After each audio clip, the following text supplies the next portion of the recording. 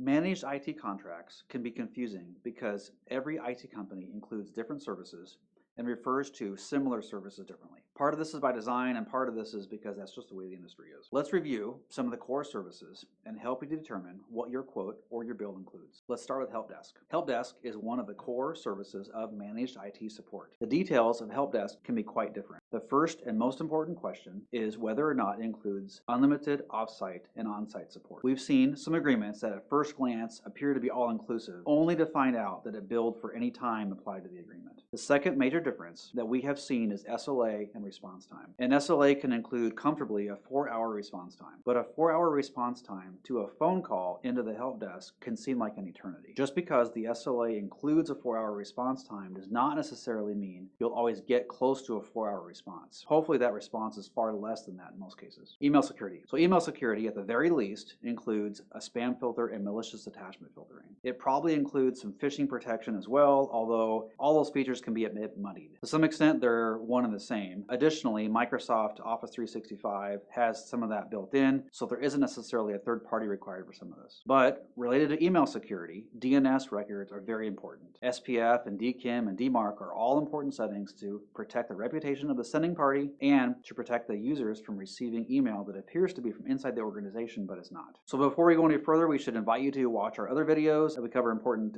questions you might be asking when hiring a managed IT provider. Check out our YouTube channel, like and subscribe for more videos, or visit runnetworkrun.com and click Start a Conversation. So endpoint security. Endpoint security is by far the most confusing section of the IT services agreement. Every IT company will state that their service protects your network, but to what extent is the question. Antivirus, and especially definition-based antivirus, is outdated. At the very least, a behavior-based endpoint protection should be implemented, as well as MDR. We choose not to stop there, which brings us to our next topic: application whitelisting, threat hunting, and MDR. Endpoint protection quickly leads to more advanced data protection, not just simple behavior-based endpoint protection, or XDR or other acronyms. The question to ask is whether or not your agreement includes application whitelisting, threat hunting, and MDR. Can your users execute PowerShell scripts that have not been executed before? Can they execute new applications that have not been executed before? If there is malicious software executing on the desktops or servers, is there a system in place that will detect it? These applications may not be known in the same way as antivirus attacks, but they're executing malicious behavior and should be isolated. And while we're here, the question should be whether or not endpoint security can isolate machines when there is known malicious activity. This prevents lateral spread to the rest of the network. M365 MDR. So related to endpoint protection and MDR, M365 MDR is one of the most important services that may or may not be included in your agreement. Session hijacking and other related token issues, MFA issues, or session issues, they all seem to be related. And the most important issue related to M365 data security right now. The MDR portion of M365 protection monitors access to Microsoft 365, and it looks for malicious activity just like it does on the desktop. This is one of the most important services in agreements. So backup. There are many different ways to back up data, so this topic is not as quite as defined as the others. The main question to ask is whether there's a local copy of backup, but that's only applicable to on-prem servers. There should always be cloud storage, and then in that case, the question is, where is the cloud storage? Who has access to it? Is it protected with multi-factor authentication? And is it in a shared environment? What's the physical environment? With multiple questions about what type of backup and restore processes in place as well. To some extent, we care less about the vendor, but more about the processes around it. Cyber training. So does your contract include cyber training? What at one point in time was simply phishing testing has grown into cyber training. Although phishing testing is good, the real problem we need to solve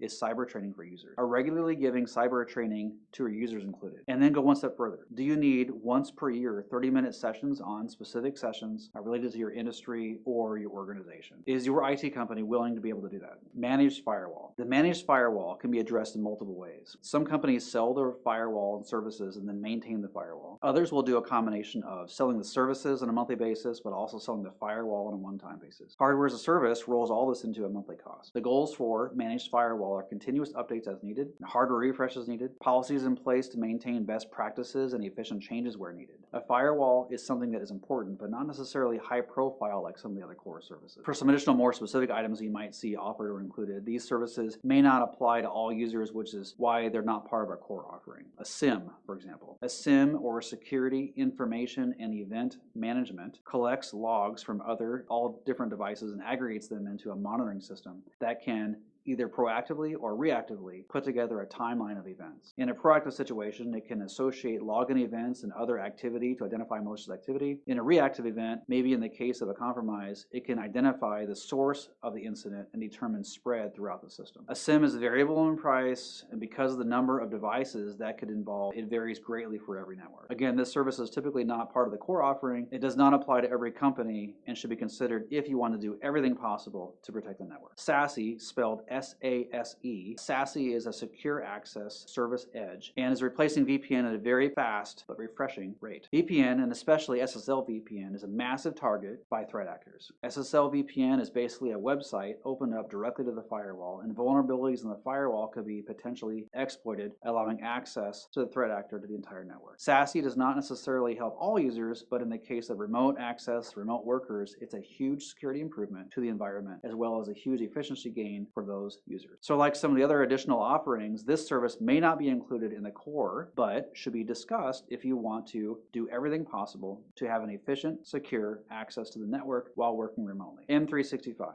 M365, through the CSP avenue, can change the price of your agreement significantly. It doesn't necessarily increase your total spend, but shifts some of the spend you would pay to Microsoft over to your managed IT provider instead. There's no best way to buy Microsoft 365, but you can either pay them direct or you can pay through your managed IT provider. Knowing whether or not your M365 licensing is included in your bill to your IT provider is important to have a good apples-to-apples comparison, your exposure, and to know who is in control of your data. Hopefully this helps you determine or decipher exactly what's included in your IT services invoice and agreement. For more questions, feel free to check out our other videos or visit runnetworkrun.com and click Start a Conversation.